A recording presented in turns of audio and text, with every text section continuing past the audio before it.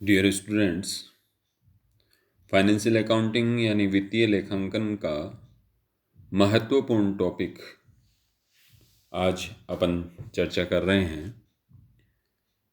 आज के इस चैप्टर का नाम है issue and forfeiture of share, अंशों का निर्गमन और हरण। ये चैप्टर हालांकि आप ब्रीफ में, शॉर्टकट में सीनियर हाई सेकेंडरी में पढ़ चुके हैं, लेकिन थोड़ा डिटेल में पुनः इस चैप्टर को आज अपन शुरू कर रहे हैं।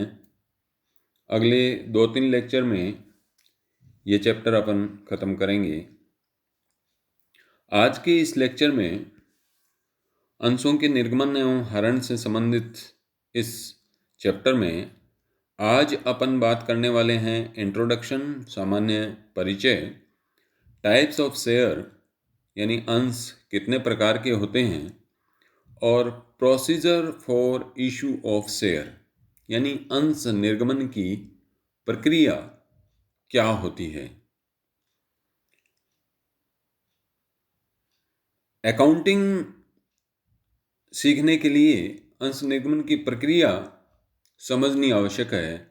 यदि अंश निर्गमन की प्रक्रिया हमें अच्छे से समझ में आई हुई है तो अंशों के निर्गमन का लेखांकन करने में बहुत आसानी रहती है। लेखांकन का जो तरीका है, एंट्रीज हैं, उनको समझने में भी बहुत आसानी रहती है। इसलिए procedure for issue of share को थोड़ा ध्यान से और गौर करके समझना है। पूरे लेक्चर को आप अटेंड करें और साथ साथ में नोट्स बना लें। यदि कहीं कोई समस्या हो, कोई कंसेप्ट समझ में नहीं आ रहा हो, तो इस YouTube लेक्चर के नीचे कमेंट बॉक्स में जा कर के आप अपना कमेंट कर सकते हैं कि जो चीज़ आपको नहीं समझ में आई है वो वापस पुनः समझाने का प्रयास किया जाएगा। तो आइए अपन बात करते हैं, अंशों के निर्गमन और हरण का चैप्टर शुरू करते हैं इंट्रोडक्शन से। अंशों का निर्गमन एवं हरण। सबसे पहली बात यह है कि व्यवसाय जितने भी चलते हैं सामान्यतः उनके मुख्यतः 3 प्रारूप होते हैं। व्यवसाय के मुख्यतः 3 प्रारूप होते हैं जो अपन जानते हैं। एकल व्यवसाय, जो छोटा बिजनेस होता है, उससे थोड़ा जो बड़ा व्यवसाय होता है, साझेदारी व्यवसाय, एवं कंपनी के रूप में बिजनेस। तो जैसे जैसे बिजनेस का आकार बढ़ता जाता है, व्यवसाय का आकार बढ़ता जाता है, वैसे वैसे उसमें पूंजी की अधिक मात्रा की आवश्यकता होती है। या यूं कहें कि कोई व्यवसाय छोटा है अथवा बड़ा है, उसका आकलन उस व्यवसाय में लगी हुई पूंजी के आधार पर किया जाता है। जैसे अपन उदाहरण के रूप में अगर बात करें तो 5-10 लाख रुपए से कोई बिजनेस स्टार्ट कर सकते हैं और वो एकल व्यवसायी होता है। लेकिन यदि ज़्यादा पूंजी की आवश्यकता होती है, 50 लाख, करोड़, 2 करोड़ रुपए की आवश्यकता होती है, तो कुछ व्यक्ति मिलकर के बिजनेस कर सकते हैं जिसको साझेदारी कहते हैं। और 10-20 करोड़ रुपए या अरब 2 अरब रुपए का कोई प्रोजेक्ट होता है, बिजनेस होता है, तो फिर कंपनी के रूप में व्यवसाय शुरू किया जाता है। भारत में यदि कंपनी के रूप में बिजनेस करना है किसी व्यक्ति को, तो कंपनी का निर्माण करना पड़ेगा। और कंपनी का निर्माण भारतीय कंपनी अधिनियम 2013 की व्यवस्थाओं के अनुसार किया जाता है। अर्थात कोई भी व्यक्ति अपनी इच्छा से, अपने तरीके से कंपनी के रूप में बिजनेस नहीं चला सकता है। उसे कंपनी अधिनियम 2013 में जो व्यवस्थाएं दी गई है, जो नियम कानून बने हुए हैं, उन नियम कानूनों के अंतर्गत सबसे पहले कंपनी को का पंजीयन करवाना पड़ेगा, रजिस्ट्रेशन करवाना पड़ेगा और कंपनी का समामेलन करना पड़ेगा। और समामेलन के बाद ही वो कंपनी के रूप में बिजनेस चलता है। हम कंपनी बनाने के तरीके यहाँ नहीं सीख रहे हैं, हम यह सीख रहे हैं कि एक कंपनी की जो पूंजी होती है वो काफ़ी बड़ी होती है। और कंपनी एक वृहत व्यवसाय, वृहत यानी बड़ा बिजनेस होता है जिसमें अपेक्षाकृत अधिक पूंजी की आवश्यकता होती है।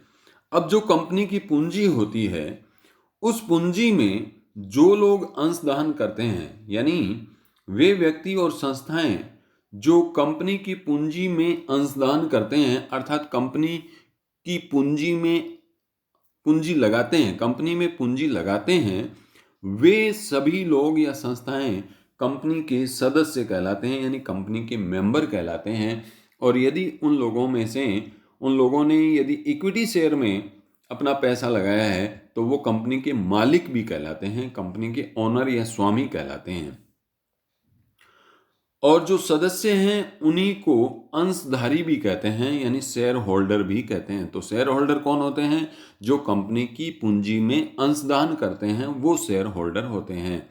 तथा पूंजी का वह आनुपातिक भाग, पूंजी का वह आनुपातिक भाग जिसका कंपनी का प्रत्येक सदस्य स्वामी होता है, उसका शेयर कहलाता है, यानी अंश कहलाता है। अब आपको कोई पूछ ले कि अंश क्या होता है, तो अंश का तात्पर्य कंपनी की कुल पूंजी में वह एक छोटा हिस्सा जो किसी व्यक्ति ने खरीद रखा है या जिसका मूल्य निर्धारित है, वो हिस्सा ही अंश कहलाता है। अब ये जो अंश हैं वो कितने प्रकार के होते हैं? देखिए, बहुत आसानी से अपन इस टॉपिक को समझने की कोशिश करते हैं। अंशों के प्रकार, टाइप्स ऑफ शेयर। कंपनी अधिनियम 2013 की धारा 43 में अंशों के प्रकार और जो अंशों के प्रकार हैं उनको परिभाषित किया गया है। मुख्यतः दो प्रकार के अंश होते हैं। एक सामान्य अंश जिनको समता अंश कहते हैं, सामान्य अंश कहें या समता अंश कहें, इक्विटी शेयर ES। और दूसरा होता है अधिमान अंश जिसका दूसरा नाम है पूर्वाधिकार अंश, यानी पूर्वाधिकार अंश कहें अथवा अधिमान अंश कहें, प्रेफरेंस शेयर।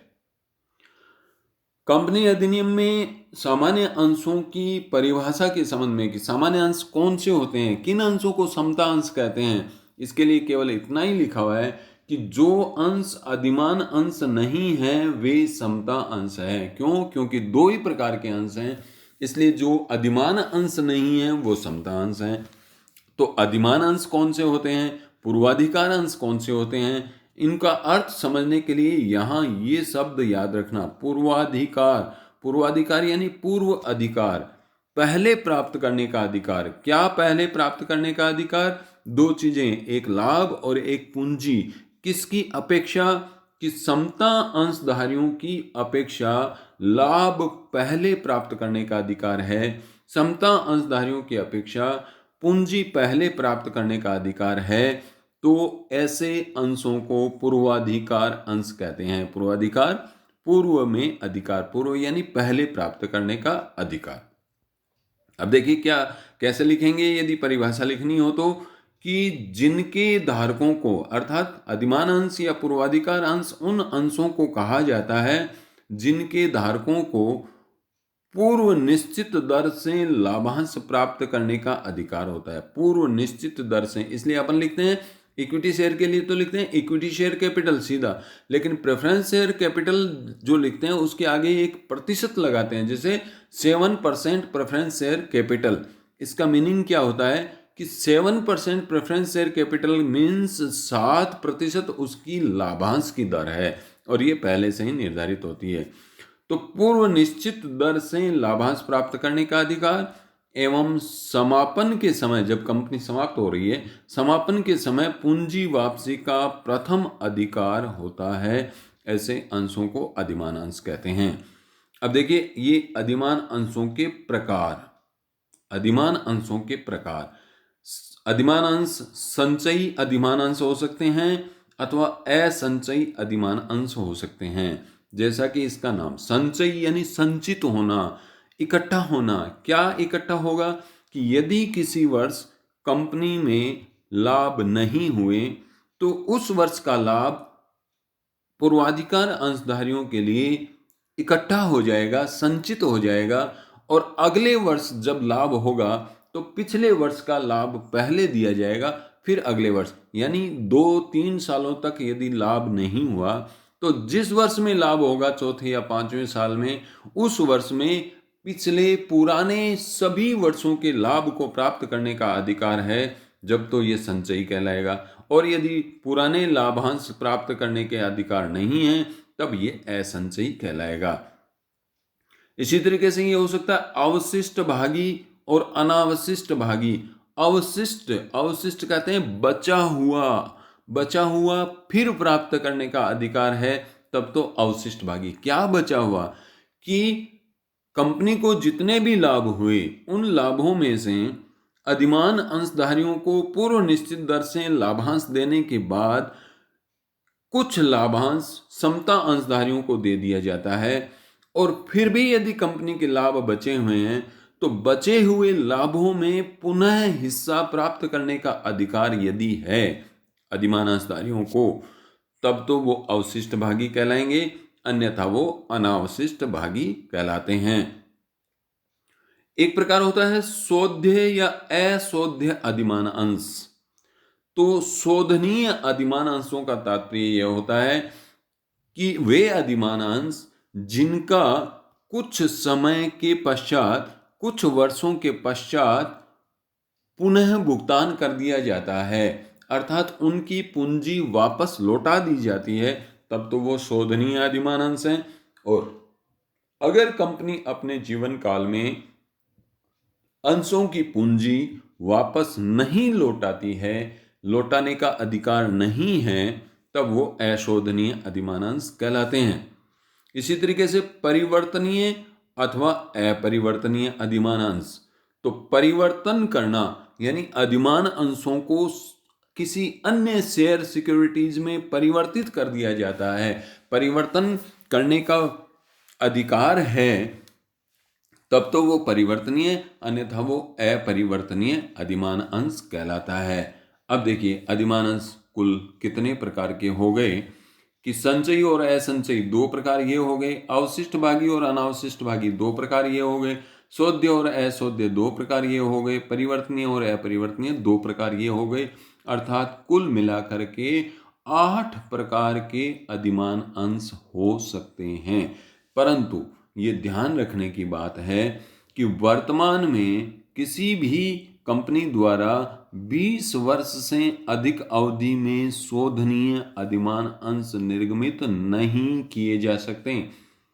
और धारा 55 में साफ साफ उल्लेख है, कंपनी अधिनियम 2013 की धारा 55 के अनुसार अशोधनीय अधिमान अंशों के निर्गमन पर प्रतिबंध है। अर्थात कोई भी कंपनी अशोधनीय अधिमान अंश निर्गमित नहीं कर सकती। इस कारण से यहाँ शोध्य और अशोध्य अधिमान अंशों में से केवल शोध्य ही हो सकते हैं, अशोध्य अधिमान अंश नहीं हो सकते हैं। दूसरी बात कि सामान्यतः कंपनी के सभी अधिमान अंश सामान्यतः अर्थात जब तक प्रश्न में स्पष्ट सूचना न हो तब तक कंपनी के सभी अधिमान अंश संचयी होते हैं, अनावशिष्ट भागी होते हैं एवं अपरिवर्तनीय होते हैं तथा शोधनीय होते हैं। यानी जब तक कोई अलग सूचना हमें नहीं हो तब तक कंपनी के अधिमान अंश संचयी प्रकृति के माने जाएंगे, अनावशिष्ट भागी यानी उनका बचे हुए लाभों में हिस्सा प्राप्त करने का अधिकार नहीं होगा, अपरिवर्तनीय यानी उनका अन्य अंश या प्रतिभूतियों में परिवर्तन नहीं किया जाएगा, तथा शोधनीय कि 20 वर्ष के अंदर अंदर जिस दिन कंपनी ने निर्गमित किए उस दिन के अगले 20 वर्ष के अंदर अंदर ऐसे अंशों का भुगतान यानी पूंजी वापस लौटा दी जाएगी। तो ये अंशों के प्रकार। अब अपन मुख्य टॉपिक की बात करते हैं जो बहुत महत्वपूर्ण है लेखांकन के पॉइंट ऑफ व्यू से, और वो है अंश निर्गमन की प्रक्रिया। किसी भी कंपनी के द्वारा जब अंश निर्गमित किए जाते हैं तो कौन से स्टेप को फॉलो किया जाता है, यानी procedure for issue of share, ये अंश निर्गमन की प्रक्रिया के संबंध में सेबी के दिशा निर्देश महत्वपूर्ण हैं। सेबी यानी security exchange board of India, भारतीय प्रतिभूति विनियामक board, security exchange board of India SEBI के द्वारा जो निर्देश दिए गए हैं, उन निर्देशों के आधार पर अंश निर्गमन की प्रक्रिया। सबसे पहला काम, कोई भी कंपनी यदि अपने अंश निर्गमित करना चाहती है तो सबसे पहला काम उसे करना पड़ता है क्रय विवरण का निर्गमन, इश्यू ऑफ प्रोस्पेक्टस। ये प्रोस्पेक्टस क्या होता है? देखिए कि प्रोस्पेक्टस एक तरह से एक विज्ञापन है, एक सामान्य सूचना है जो जनता में कंपनी देती है, और कंपनी यह बताती है कि हम कितने अंश किस मूल्य पर जनता में निर्गमित करना चाहते हैं, और हमारी कंपनी इस प्राप्त पूंजी का क्या उपयोग करेगी, अर्थात उसका प्रोजेक्ट और प्लान क्या है। तो अंश हेतु आवेदन पत्र जो दिया जाता है, उस आवेदन पत्र के साथ ही ये क्रय विवरण छपा हुआ रहता है। इस क्रय विवरण में अंशों की संख्या, अंशों का अंकित मूल्य, अंशों का निर्गमन मूल्य और आवेदन करने की प्रक्रिया आदि सब बातों का उल्लेख रहता है। जैसे एप्लीकेशन फॉर्म होता है, एप्लीकेशन फॉर्म छपा हुआ होता है, उसमें जो व्यक्ति कंपनी का अंश खरीदना चाहता है वो अपनी संबंधित सारी सूचनाएं उसमें भरता है। उस एप्लीकेशन फॉर्म में ये क्रय विवरण भी एक साइड में छपा रहता है। तो सबसे पहले यदि किसी कंपनी को अपने अंश निर्गमित करने हैं तो सबसे पहला काम क्या करना पड़ेगा? क्रय विवरण का निर्गमन। अब क्रय विवरण के निर्गमन के समय पर किसी प्रकार की राशि कंपनी के पास प्राप्त नहीं होती, इसलिए क्रय विवरण निर्गमन की कहीं कोई एंट्री नहीं की जाती है। ये याद रखना है कि हम जब अकाउंटिंग एंट्री करते हैं तो क्रय विवरण निर्गमन की कोई एंट्री नहीं करते हैं। क्यों नहीं करते हैं? क्योंकि क्रय विवरण निर्गमन पर हाँ, कंपनी का खर्चा हो रहा है तो खर्चे की एंट्री जरूर होती है, लेकिन अंश निर्गमन से संबंधित कोई एंट्री क्रय विवरण के निर्गमन के समय नहीं की जाती है। उसके बाद जब क्रय विवरण निर्गमन हो गया, उसके बाद अगला जो प्रोसेस है वो है आवेदन पत्र प्राप्त करना।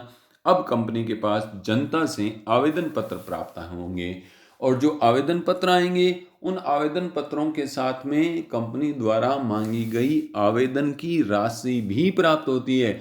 इसलिए जैसे ही आवेदन पत्र प्राप्त होते हैं वैसे ही आवेदन राशि प्राप्त होने की एंट्री करते हैं। खास बात ये ध्यान रखनी है यहाँ पर कि आवेदन राशि को अलग खाते में रखा जाता है। बैंक में एक अलग से खाता खोलना पड़ता है कंपनी को, और उस खाते का नाम ही होता है शेयर एप्लीकेशन अकाउंट। तो शेयर एप्लीकेशन अकाउंट में ये पैसा जमा होता रहता है। जब आवेदन पत्र आ गए हैं, यानी आवेदन पत्र प्राप्त करने की अंतिम तिथि बीत चुकी है, अंतिम तिथि बीतने के बाद अगला प्रोसेस शुरू होता है और वो है आवंटन की प्रक्रिया। आवंटन की प्रक्रिया में कंपनी अधिनियम एवं सेबी के द्वारा कुछ शर्तें या प्रतिबंध लगे हुए हैं कि कोई भी कंपनी इन सभी शर्तों की पूर्ति करने से पहले अंशों का आवंटन नहीं कर सकती है। शर्तों की पूर्ति के बाद ही आवंटन पत्र एवं अंश प्रमाण पत्र जारी किया जा सकता है। ये शर्तें कौन कौन सी हैं? पहली शर्त है न्यूनतम अभिधान, मिनिमम सब्सक्रिप्शन, जो कि सेबी के द्वारा निर्धारित है 90%। इसका मतलब क्या हुआ कि कंपनी जितने शेयर इशू करना चाहती है उसका कम से कम 90% अंशों के लिए जब तक आवेदन पत्र प्राप्त नहीं हुए तब तक कोई भी कंपनी अंशों का आवंटन नहीं कर सकती है। देखिए, याद रखने की जो बात है वो ये है कि कंपनी को आवेदन पत्र और आवेदन पत्र की राशि पहले प्राप्त हुई है, लेकिन जिस समय पर आवेदन पत्र प्राप्त हो रहे हैं, आवेदन राशि प्राप्त हो रही है, उस समय तक उस कंपनी के द्वारा उस व्यक्ति को अंश नहीं दिया गया है। इसलिए कंपनी का कोई भी अंशधारी नहीं है। अंश कब देंगे? बहुत बाद में आवंटन के समय पर उसे अंश प्रमाण पत्र जारी किया जाता है आवंटन के साथ। और आवंटन कंपनी तब तक नहीं कर सकती जब तक न्यूनतम अभिदान प्राप्त नहीं हो। न्यूनतम अभिदान कितना होता है? 90%। इसी तरीके से दूसरी जो शर्त या प्रतिबंध है कि अंकित मूल्य का 5% अथवा निर्गमन मूल्य का 25% कम से कम आवेदन के साथ प्राप्त होना चाहिए। आवेदन खाली नहीं आना चाहिए, बल्कि आवेदन के साथ आवेदन की राशि आनी चाहिए। कितनी राशि आनी चाहिए? जो कंपनी के द्वारा अंश निर्गमित किए जा रहे हैं उनके अंकित मूल्य है उसका तो 5%, और निर्गमन मूल्य है उसका 25%, ये कम से कम है। और तीसरी जो प्रतिबंध है वो है न्यूनतम अभिदान 30 दिनों में प्राप्त हो जाना चाहिए। अर्थात क्रय विवरण निर्गमन से लेके आवेदन पत्र प्राप्त करने का जो टोटल अधिकतम समय है वो कितना है? 30 दिन। 30 दिन के अंदर अंदर सारे आवेदन पत्र आ जाने चाहिए। और अगला जो प्रतिबंध है कि स्टॉक एक्सचेंज में पंजीयन के लिए, सूचीन लिस्टेड होने के लिए कंपनी को एक आवेदन पत्र देना पड़ता है यदि नई कंपनी है, पहली बार शेयर इशू कर रही है। और यदि पहले से ही वो किसी स्टॉक एक्सचेंज में लिस्टेड है तो फिर उसे स्टॉक एक्सचेंज में आवेदन करने की आवश्यकता नहीं है। तो ये सारे आवंटन पर लगे हुए प्रतिबंध हैं। इन प्रतिबंधों की, इन शर्तों की पूर्ति जब कंपनी कर देती है तब जाके आवंटन करती है। और आवंटन होने के बाद कंपनी का जो आवेदन पत्र का पैसा है वो शेयर अकाउंट में ट्रांसफर कर दिया जाता है, अर्थात इस आवेदन खाते को बंद कर दिया जाता है। आवेदन खाता कब तक खुला रहेगा? जब तक आवंटन नहीं हो। जैसे ही आवंटन हो गया वैसे ही आवेदन का खाता, शेयर एप्लीकेशन अकाउंट क्लोज हो जाना चाहिए। उसके बाद जब शेयर आवंटित हो गए तो अब यदि अंशों पर संपूर्ण राशि अभी तक कंपनी ने नहीं मांगी है तो अगला काम होता है मांग राशि ड्यू करना, और मांग राशि मांगना, और फिर मांग राशि प्राप्त करना। इस दौरान, आवंटन और मांग राशि प्राप्त करने के दौरान, यदि कोई अंशधारी समय पर अपना पैसा नहीं चुकाता है तो कंपनी उसको दिए हुए अंशों को जब्त भी कर सकती है, फॉरफिटेड कर सकती है, अंशों का हरण कर सकती है। तो ये सारी बातें, हरण पर क्या कार्रवाई होती है, ये सारी बातें और लेखांकन से संबंधित बातें और कुछ अन्य महत्वपूर्ण बातें इस चैप्टर से संबंधित अपन अगले लेक्चर में करेंगे। तो आप इस लेक्चर के बाद अगला लेक्चर कंटिन्यू में जब आए तब देखना और नोट्स कंटिन्यू में बनाना, जिसमें अपन और कुछ महत्वपूर्ण बातें सीखेंगे। आज के लिए इतना ही। सभी को धन्यवाद।